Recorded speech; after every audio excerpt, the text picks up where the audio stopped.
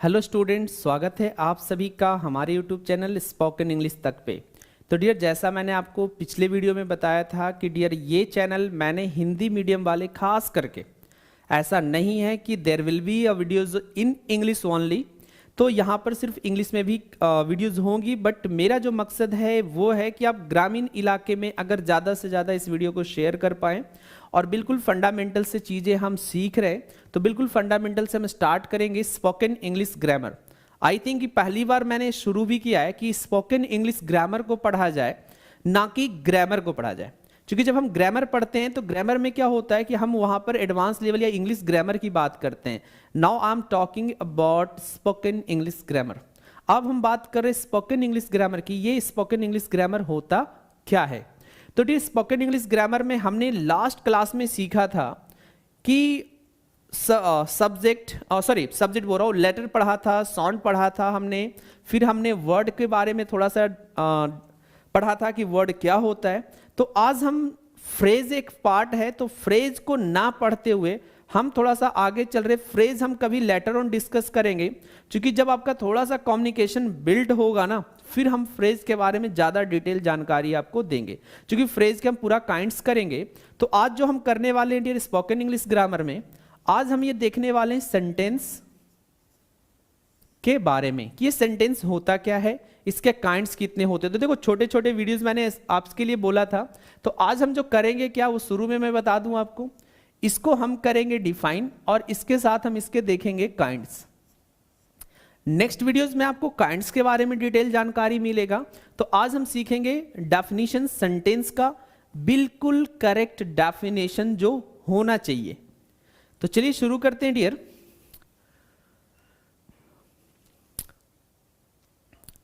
The collection of, collection की जगह पे हम क्या लिखते हैं, group. The group of some words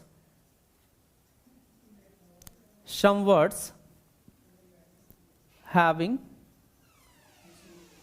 its subject and a finite verb। देखो, सारा जानकारी दूंगा और जो मैं अंडरलाइन करूंगा उस वर्ड को अब ध्यान रखना कि ये सारी चीजें हम डिटेल में पढ़ेंगे, ठीक है। अब बात करते हैं जैसे सब्जेक्ट की, तो हम सब्जेक्ट के बारे में भी डिटेल में पढ़ेंगे। ये फाइनाइट वर्ब होता क्या, इसके बारे में भी हम डिटेल में लेटर ऑन करेंगे। The group of some words having its subject and a finite verb is called sentence। अब यहां पे एक चीज मैं बोलना चाहूंगा कि हमने सेंटेंस को डेफिनेशन क्या सीखा है कि a group of words having meaning is called sentence. तो डियर, ये गलत डेफिनेशन से, इस बात को ध्यान रखेंगे कि शब्दों का समूह जिसका अर्थ निकले। डियर, अर्थ तो अगर हम बोल रहे हैं ना कि आई एम गोइंग, सही है, ठीक है, आई इज गोइंग, क्या आपने अर्थ नहीं निकाला? आप मतलब तो समझ गए ना। आप आगे वाले से एक्सपेक्ट किए या उनके बारे में ऐसा सोच लिए कि यार इसने गलत बोला, लेकिन ये कहना यही चाह रहा है कि मैं जा रहा हूं। तो शब्दों का समूह जिसका मतलब निकले, मतलब तो हम अपने तरीके से निकाल लेते हैं कुछ भी। बात समझ में आ रही है कि अगर हम कोई भी सेंटेंस लिखते हैं तो उसका सेंटेंस में कन्वर्ट होना इस बात पे डिपेंड करेगा कि उसका अपना एक सब्जेक्ट हो और उसका अपना एक फाइनाइट वर्ब हो। फाइनाइट वर्ब को इस तरीके से याद कर सकते हैं कि जो सब्जेक्ट के नंबर और पर्सन्स के अकॉर्डिंग अपना फॉर्म चेंज करे, उसको हम कहते हैं फाइनाइट वर्ब। जरा देखें दो चार से एग्जांपल्स, हम छोटे छोटे एग्जांपल्स लिखूंगा सो डेट आपकी फंडामेंटल बिल्कुल क्लियर हो जाए। जैसे मैं लिख रहा हूं, she is a friend of mine. She is a friend of mine, एक ये सेंटेंस है। और एक हमने सेंटेंस लिखा, शी इज माई फ्रेंड। अब दो सेंटेंस हम थोड़ा सा डिफ्रेंशिएट भी कर लेंगे कि दोनों में क्या अंतर है। एक हमने लिखा, she is a friend of mine and she is my friend. अब दोनों का मतलब समझ लो आप कि she is a friend of mine में क्या होगा और शी इज माई फ्रेंड में क्या होगा। माई फ्रेंड में हम सिर्फ इतना बता चाह रहे हैं कि वो मेरी दोस्त है, ठीक है, लेकिन दोस्तों की संख्या मेरे पास एक ही है, वही है जो कि मेरी दोस्त है। ऊपर वाले का मतलब है कि she is a friend of mine, वो मेरी सभी दोस्तों में से एक दोस्त है।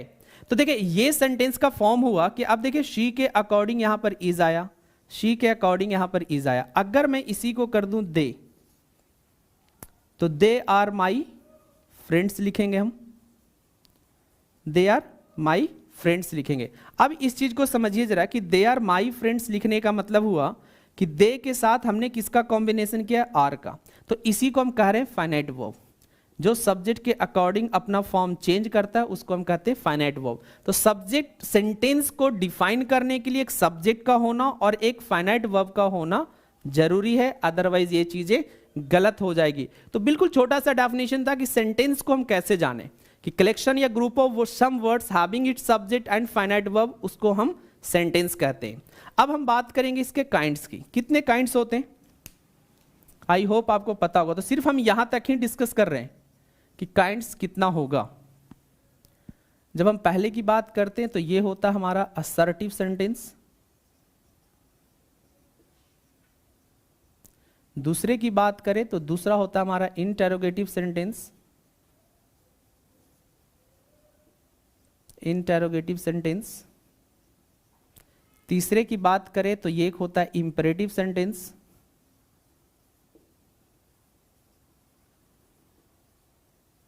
Imperative sentence. अगर हम बात करें चौथे की तो ये होता है ऑपरेटिव सेंटेंस।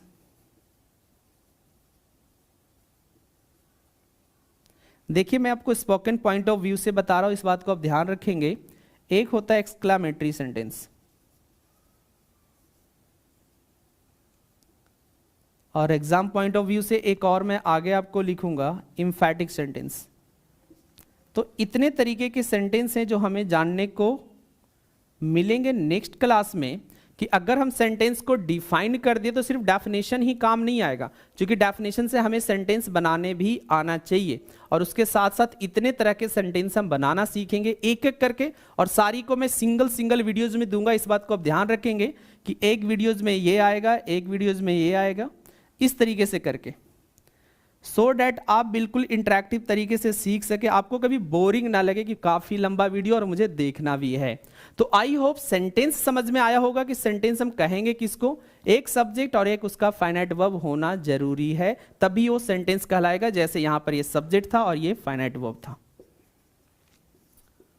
चलिए, आई होप आप सभी को वीडियो पसंद आएगा, तो वीडियो को लाइक, शेयर और चैनल को सब्सक्राइब जरूर करना। और ज़्यादा से ज़्यादा जितना ग्रामीण इलाका है मैं चाहूँगा आप वहाँ तक शेयर करोगे, और खुद से सब्सक्राइब करना बिल्कुल मत भूलना। चलो मिलेंगे हम नेक्स्ट वीडियो में, तब तक जाते जाते जय हिंद, जय भारत।